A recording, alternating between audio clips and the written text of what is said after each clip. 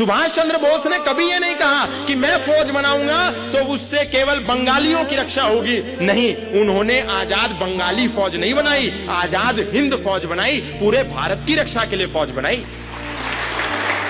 भगत सिंह ने कभी नहीं कहा कि मैं सिखों का क्रांतिकारी हूं, केवल सिखों को आजादी दिलाऊंगा, केवल पंजाब आजाद होना चाहिए। भगत सिंह ने पूरे देश को आजाद करने के लिए अपनी आवाज उठाई।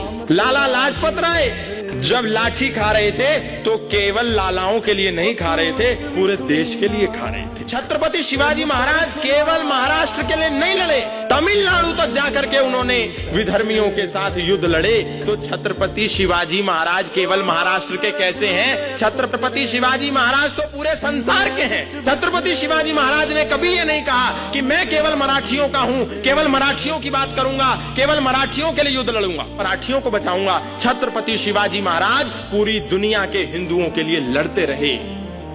महाराणा प्रताप ने कभी ये नहीं कहा कि मैं केवल राजपूतों का हूं, केवल राजपूतों की रक्षा की बात करूंगा, ऐसा कभी नहीं कहा। महाराणा प्रताप अंतिम श्वास तक हिंदुओं की, हिंदुत्व की, सनातन की रक्षा के लिए लड़ते रहे। और हम आज आपस में भाषा के आधार पर, क्षेत्र के आधार पर, प्रांत के आधार पर, महापुरुषों के आधार पर आपस में युद्ध लड़ रहे हैं। हिंदुओं की सबसे बड़ी कमजोरी ये है, महापुरुषों को भी हम आपस में खींचतान कर रहे हैं, उसमें भी विवाद कर रहे हैं। और तो और हम क्या करेंगे?